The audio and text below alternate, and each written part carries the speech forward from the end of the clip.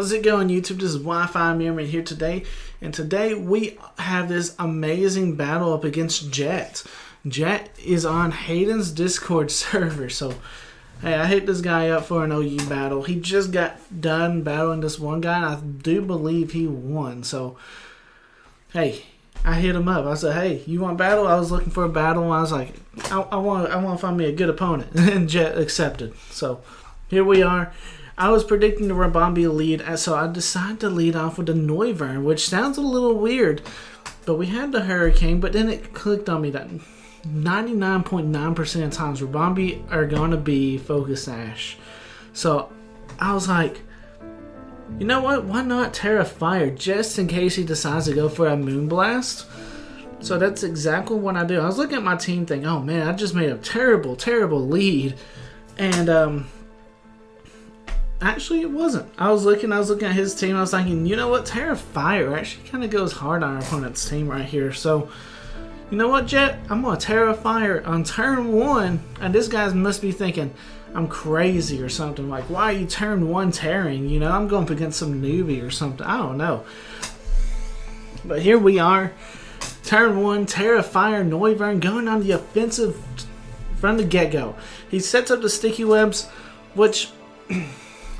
be 100% honest, with this team I'm running right now is not the biggest ordeal. Yes, we have a few fast Pokemon like the Zamazenta, the Pawmot, the Noivern. The Noivern's got heavy duty boots, so it really doesn't matter for the Noivern. But the other Pokemon, yes, I do want to get rid of the sticky webs, but I have Pokemon that don't necessarily rely on their speed, that being Dauntless, Rillaboom. So I think it's not going to hurt me as bad as you would think. It does stun spore our Noivern, so Noivern actually is paralyzed. But we did finish up the Rillaboom. Lenders comes in. I'm afraid of a Earthquake from this thing, knowing that he can outspeed me too because I'm paralyzed. So I do decide to switch on out of here. Trying to think the best course of action. And really and truthfully, I come down to Dauntless. Dauntless is not too bad here. Dauntless can come in, and with Pawmot on the team, it allows me to be a little bit more aggressive. So I bring Dauntless in. Of course, we get caught up in some sticky webs. This Dauntless doesn't really matter. Like I was saying, this is a curse set, so we're going to be losing speed anyway. So, hey, it is what it is. And I decide, you know what, I'm going to hit this thing with a liquidation. I'm going to see what happens. At first I was going to click yawn. I do click yawn, but my man predicts that. He goes for the taunt. Good play, right? Good read. Either he was predicting a substitute, curse, or yawn himself. And yeah, hey, good play, because Dauntless do that, you know? They do that.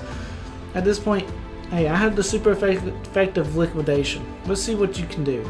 It doesn't look like your Earthquake can finish me off. It looks like it's honestly a 4-hit KO with leftovers and everything. It looks alright. I'm looking over my team, just making sure that anyone can take an Earthquake. Rillaboom, I was thinking can. Zamazenta definitely probably could too, but ultimately I was like, no, I don't need to get damage on him. Dauntless, yeah, he's fine taking some damage here. That Earthquake comes out. Looks like we might be able to take another one. We might not be able to, but it looks like we might be in a decent spot. We should be fine. He does want to ensure the KO. He does decide to Terrasilize, revealing that he is actually Tera Ground onto the Landorus. And now that both Teras are out of the way, we can just play the game kind of normal like, you know? Tera Ground coming out, this is going to KO the Dauntless, but puts us in a great situation to send out our Rillaboom to basically revenge KO this. We can go straight into the Rillaboom, and I mean, it's an easy Grassy Glide basically. So yeah, I mean, easy Grassy Glide. We're debating what we really want to do, but yeah, ultimately we do decide Rillaboom.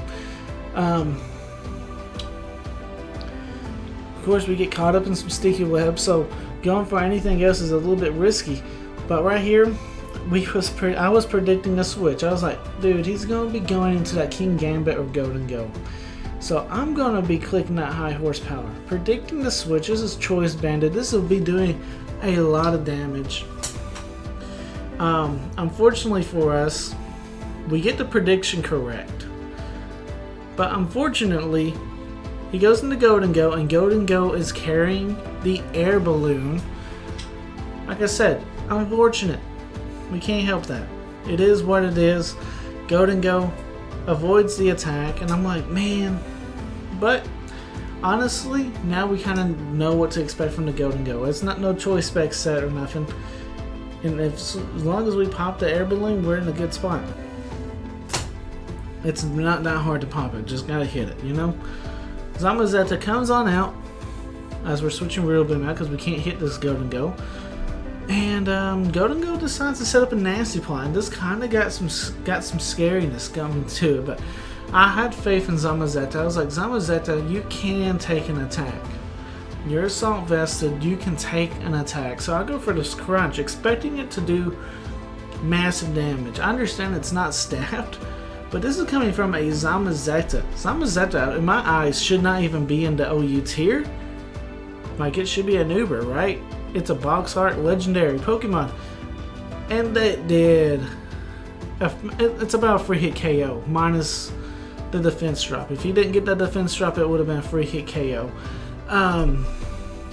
Yeah, Zamazenta is about to lose to Golden Go, man. I have to switch out. I was thinking, okay, Noivern can definitely take an attack. Cresselia could take an attack too, but I do ultimately go into the Noivern. Pawmot, I was thinking really hard about Pawmot too. The biggest reason why I didn't go into Pawmot is because I didn't want to go for the double shock and lose my electric type. If I was able to Tera electric Pawmot, which I do have Tera electric on them, it wouldn't have been that big of a deal. We definitely could have made that play. But where we Tera'd earlier for the Noivern, just for a defensive play, basically because of the Rillaboom, we got Tera Noivern, which is fine. Noivern's a good Pokemon here. Predicting either Golden Go wanting to switch out or going for Make It Rain and we survive. We're going to go for that Defog to finally get rid of those sticky webs. We got some fast mons.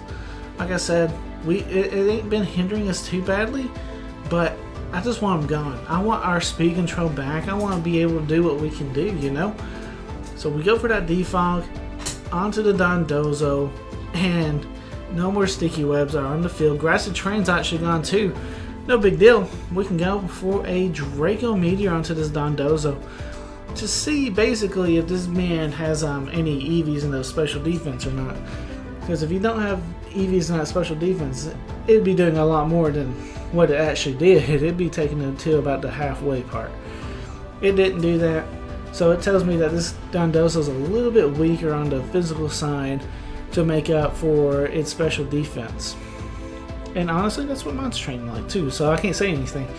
We do learn later on why it is a cursed Dondozo set, but at this point we don't know that. Now I have two options. I can go into Rillaboom or I can go into Pawmot. I go into Pawmot. Basically, I want to try and bait that Landorus to come in. With Pawmot in this situation, I do know I can outspeed Landorus now because no sticky webs. So I go for the double shot, see if we can hit the Dondozo. That'd be great. But ultimately, that is not the case. Landorus comes in. We were baiting it to come in. We know we can outspeed it. And I know at this point I can hit this thing with a Ice Punch to finish it off. And now they don't have a Tera, and they are down a Pokemon. They are down one of the scariest OU Pokemon in the game. We got a critical hit there. I doubt it mattered. As low of health as that Landorus was, and with our Pawmot's ability, I believe it is Iron Fist. Yeah, it didn't matter. Zamazenta does come out though, and at this point, I think we actually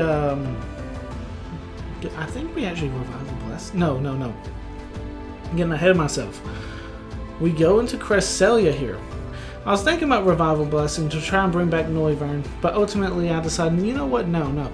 It's a little bit too early for that. Let's go into Cresselia. Just to wall this thing out. We're just going to wall him out, see what happens, and we'll see where the damage is. He goes for Substitute. We are trying to figure out this moveset right now on the Zamazenta. He goes for Substitute, and he has Iron Head, as we will be revealed the next turn.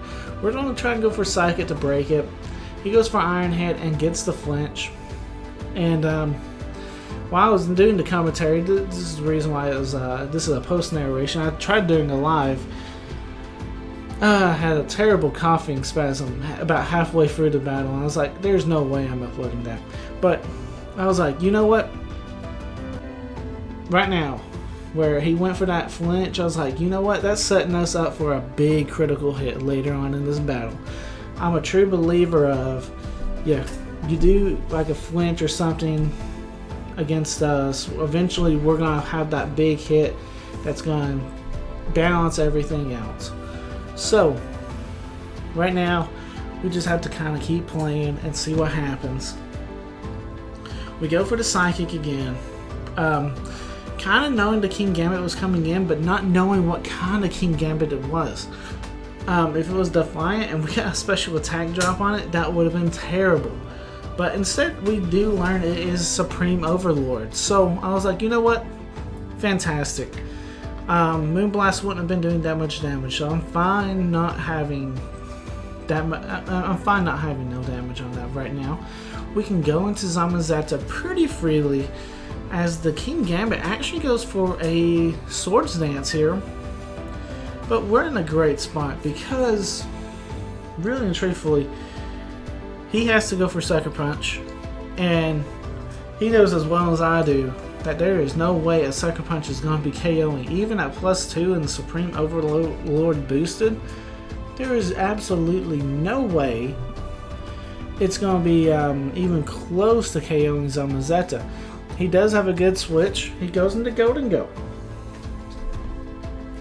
And we already know this matchup. We know Zamazenta is all Zamazenta can do to Golden Go is pressure it to not go for the Nasty Plot and hope that we can live a make it rain.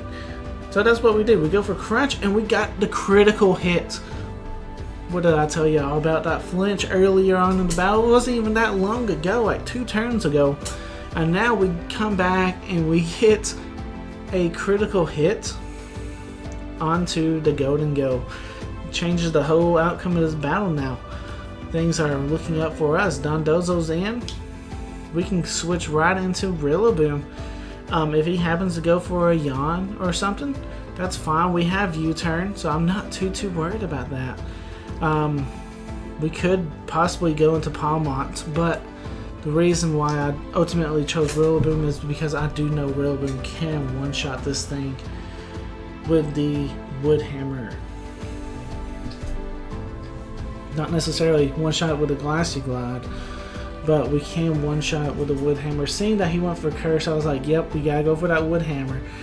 And don't underestimate the power of Rillaboom, guys. Rillaboom hits like a truck. And I mean, we were spoiled with Rillaboom in Generation 8. In Generation 9, Rillaboom's still super powerful. Choice Banded, Wood Hammer onto a Dondozo that just set up +1 on Curse. It's like we have the Unaware ability. We just one-shot your Dondozo. It ain't coming back from that. Rillaboom's here, ready to put in the work. Zamazenta comes on back out, and at this point we decide to stay in. I'm like, you know what? I don't necessarily know what the Zamazenta wants to do. He shows me substitutes and he's like, okay, that's fine. I kind of knew the substitute was on his set because he did that with Cresselia. I ultimately was like, I don't know what he wants to do. I feel like we can survive any attack that he goes for. So let's go for a Wood Hammer, see how much damage we can do. We do learn this turn actually he is a Iron Defense set, which usually when you have Iron Defense on a fighting type, you'll see this a lot on Tera fighting Corviknight, that it has Body Press. Now there's the Iron Defense. It does allow it to survive our Wood Hammer, or I mean, it allows it to take it better. It allows it to take it better. It may have survived earlier. It could have survived, but now it takes it a lot better. And this is a fast Body Press user. This is gonna be a hard hitter. It's kind of scary, but I think we got this. We can go for a Wood Hammer again. We'll see if we can survive this Body Press. It's a Zamazenta. Of course, we don't survive the Body Press, but that's fine. That's fine. The free minute mark actually comes up here, and this battle goes all the way to the end. It actually, hey, it's been an intense battle already. I mean, it's a tough battle. We do go into Pawmot here. I could have easily went to Cresselia, but seeing that the battle timer was coming up, I was like, I need as many Pokemon alive as possible. Let's go for the Revival Blessing. See what we can do. Zamazenta goes for the Substitute. It does not go for the offensive attack. It goes for the Substitute play. We Revival Blessing. Bring back the Rillaboom, because I feel like Rillaboom's more valuable, especially if we can find a way to break the Substitutes, which we can easily do with Cresselia. So that's not that big of a deal. Plus, Rillaboom has a somewhat positive matchup into the King Gambit. We can go for Grassy Glide. It does quite a bit of damage. Plus the high horsepower does pretty good damage too. Body Press does come out. Pawmot lives on 1 HP, obviously thanks to our Focus Sash. And now we do break a Substitute with the Close Combat. So there we go. There we go. So now we're thinking, okay, we gotta keep our Pokemon count up high. As long as we have more Pokemon than he does, it doesn't matter how much HP we have left on these Pokemon. So I was like, at this point we need to go into Cresselia. At this point we got to go into Cresselia, and so that way we can basically Cresselia walls this thing out. Cresselia will wall the Zamazenta set out completely. There's not much he can do. We know how much Iron Head does. It doesn't do that much damage. Right there's the Body Press. Doesn't do that much damage. We have Moonlight we can recover if we really get down to it. He ain't gonna let us get down to that point, as he will be switching out, but he's got a minute left. You got a minute left. You gotta try and knock out 4 Pokemon. That's easier said than done. I get to play more of a straightforward game, as he has to overpredict a lot here in the next 2 turns. Like I say, I'm going to go for the simple moves. I'm going to go for the Psychic, and he goes into King Gambit. That's fine. Right here, I'm thinking, I almost overpredicted. Not going to lie, I almost overpredicted. I was thinking, man, who can I switch into? Thankfully, I was looking at everybody's health, and I was like, nobody can take an attack from this King Gambit. It's like, I might as well just stay in with Cresselia and go for Moonlight. To my surprise, Cresselia actually outspeeds, and so therefore we're barely recovering any health, but he overpredicts and goes for the low kick, and that's game. That's basically game. Timer does run out, and it allows us to pick our next move, but it does call game at that point. So anyway, guys, I hope you guys enjoyed today's battle. If you guys enjoyed the post-narration, let me know in the comment section down below. I ain't done one of these since like Heart Gold Soul Silver, back in the day when I was like 13, 14-year-old. It was definitely fun, entertaining. Nonetheless, guys, I hope you guys enjoy. Like, comment, subscribe, and this is Wi-Fi Merman signing out. Peace.